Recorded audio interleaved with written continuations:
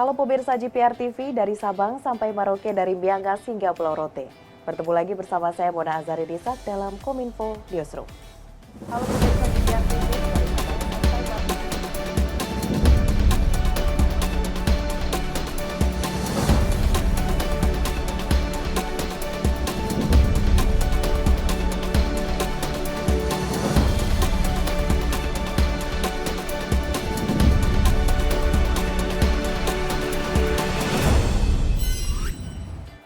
Pemirsa, kita ke informasi pertama.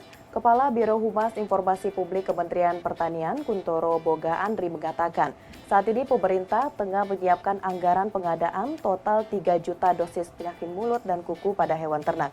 Vaksinasi perdana secara nasional dimulai di hari ini 14 Juni 2022 sesuai dengan peta sebaran PMK.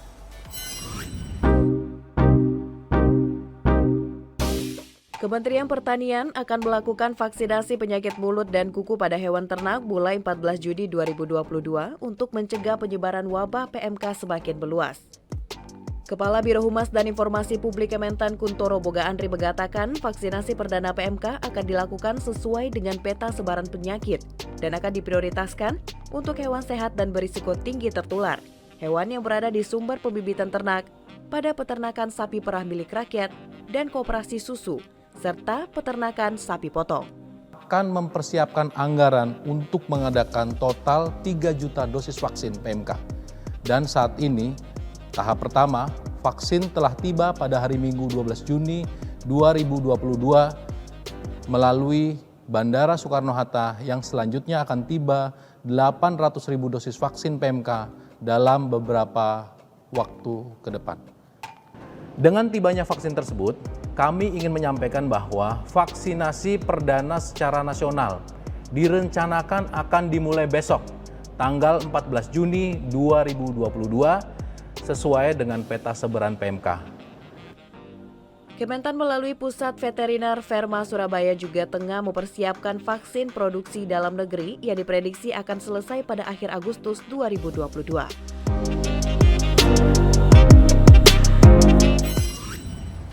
Sementara itu, pemirsa, Kementerian Pertanian mendatangkan sapi bebas penyakit mulut dan kuku dari Nusa Tenggara Timur yang merupakan daerah hijau untuk kebutuhan hewan kurban pada Hari Raya Idul Adha.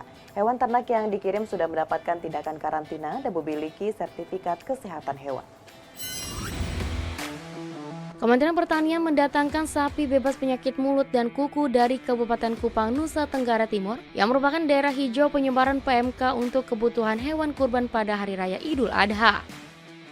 Kapal Camara Nusantara mendatangkan total sebanyak 19.541 ekor sejak beberapa waktu lalu hingga hari ini. Jumlah tersebut masih akan terus bertambah untuk memenuhi kebutuhan hewan kurban bebas PMK di wilayah Jawa, khususnya Jabodetabek. Menteri Pertanian Syahril Yassin Limpo mengatakan hewan ternak yang dikirim sudah mendapat tindakan karantina guna memastikan sapi tersebut sehat dan bebas PMK. Selain itu, sapi-sapi juga telah memiliki sertifikat kesehatan hewan yang dikeluarkan oleh Badan Karantina Daerah untuk memastikan kesehatannya dan bebas dari PMK. Hari ini di Pelabuhan Tanjung Priok kita akan berturut-turut menerima kiriman hewan atau sapi dari daerah-daerah hijau. Daerah hijau itu daerah yang tanpa PMK. Dan ini lebih banyak hari ini.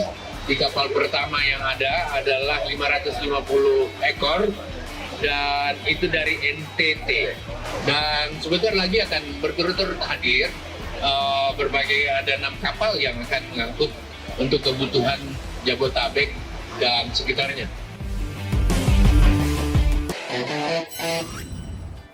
Informasi lainnya, pemirsa, cendekiawan Profesor Emil Salim mengajak manusia untuk tidak semena-mena mengeksploitasi alam tanpa memperhatikan kehidupan makhluk hidup lainnya. Hal tersebut disampaikan dalam acara bertajuk Relevansi HAM dan 50 tahun Diri Lingkungan Hidup Sedunia di Jakarta. Dalam acara kuliah umum Hak Asasi Manusia Seri 1 dengan tema Relevansi HAM dan 50 tahun Hari Lingkungan Hidup Sedunia yang digelar Komisi Nasional Hak Asasi Manusia, Senin 13 Juni 2022. Cendekiawan Prof. Emil Salim mengajak sebuah pihak untuk tidak semena-mena mengeksploitasi alam tanpa memperhatikan kehidupan makhluk hidup lainnya. Menurutnya Tuhan telah menciptakan berbagai makhluk untuk saling berhubungan satu sama lain. Seluruh ciptaan Tuhan juga telah memiliki keterkaitan satu dengan yang lainnya, baik itu manusia, hewan, maupun tumbuh-tumbuhan. Sebagaimana Allah memberikan alam ini kepada kemaslahatan manusia tanpa merusak alam ini. Lebih lanjut, Prof. Emil menegaskan peringatan Hari Lingkungan Hidup sebaiknya dimaknai dengan upaya untuk memanfaatkan alam demi kemaslahatan manusia tanpa merusak alam.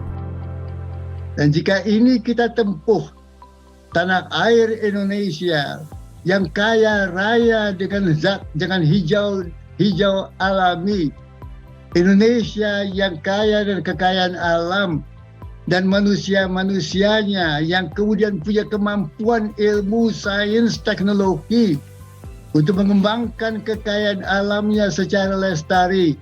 Ya Allah, tercapailah Indonesia makmur, adil, dan bahagia.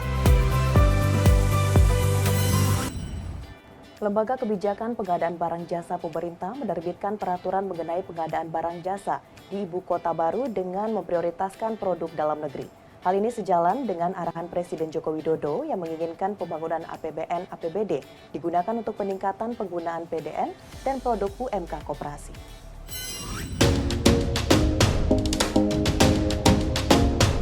Lembaga Kebijakan Pengadaan Barang Jasa Pemerintah atau LKPP menerbitkan peraturan LKPP nomor 5 tahun 2022 tentang pedoman penyediaan infrastruktur dan pengadaan barang jasa dengan kekhususan dalam rangka kegiatan persiapan, pembangunan, dan pemindahan ibu kota negara, serta penyelenggaraan pemerintahan daerah khusus Ibu Kota Nusantara. Peraturan LKPP tersebut memprioritaskan produk dalam negeri dan usaha mikro dan kecil di Pulau Kalimantan. Kepala LKPP Abdullah Azwar Anas mengatakan peraturan ini disusun guna mewujudkan ibu kota negara yang berkelanjutan melalui pemberdayaan ekonomi dan sosial. Langkah-langkah pemberdayaan tersebut meliputi pengutamaan penggunaan produk dalam negeri dan produk usaha mikro, kecil, dan koperasi, pemberdayaan pelaku usaha lokal skala kecil, penggunaan tenaga kerja lokal dan material lokal di Pulau Kalimantan dengan memperhatikan aspek lingkungan hidup. Agar proses pemindahan dan pembangunan IKN dapat berjalan baik dan efisien, LKPP membuka skema repeat order untuk pengadaan barang, jasa terutama pekerjaan konstruksi yang sama dengan pekerjaan sebelumnya. Metode ini merupakan instrumen untuk memberikan reward bagi penyedia yang berkinerja baik. Dengan peraturan LKPP terkait penyediaan infrastruktur dan pengadaan barang jasa di IKN ini diharapkan bisa mendorong pergerakan ekonomi lokal yang berujung pada peningkatan kesejahteraan masyarakat. Prinsipnya adalah pembangunan ini harus efisien, cepat, dan tepat sasaran. Yang kedua adalah program pembangunan ibu kota negara ini tidak boleh meninggalkan produk dalam negeri. Selama masih ada produk dalam negeri, maka arahan dari Bapak Presiden wajib kita adakan sesuai dengan arahan dari Bapak Presiden. Yang kedua adalah pengusaha lokal untuk ikut serta di dalamnya, begitu juga UMK dan UMKM wajib dilibatkan di dalam program pengembangan ibu kota negara yang akan dibangun di Kalimantan Timur ini. Menteri Pertahanan RI Prabowo Subianto menerima kunjungan kerja utusan dagang Perdana Menteri Inggris untuk ASEAN sebagai upaya meningkatkan kerjasama bilateral di bidang pertahanan. Pada pertemuan itu, Menhan Prabowo menyampaikan apresiasi yang tinggi dan selalu menganggap Inggris teman dekat serta mitra strategis bagi Indonesia di bidang pertahanan sejak tahun 1960-an. Menteri Pertahanan Republik Indonesia Prabowo Subianto menerima kunjungan kerja utusan dagang Perdana Menteri Inggris untuk ASEAN, Richard Graham MP, bersama Duta Besar Inggris untuk Indonesia dan Timur Leste Owen di Kementerian Pertahanan RI Senin 13 Juni 2022.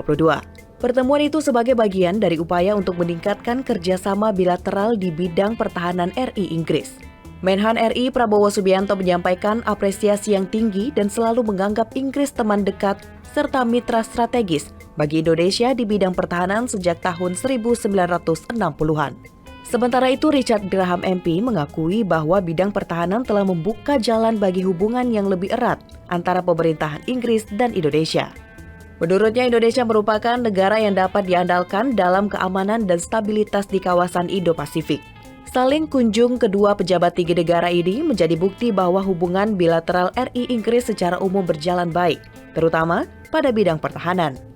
Di bidang pertahanan sendiri, Indonesia dan UK telah memiliki forum dialog pertahanan atau Joint Defense Cooperation Dialogue sejak 2019. Pemirsa, usai jeda kami akan kembali dengan berbagai informasi lainnya. Tetaplah bersama Kominfo Newsroom.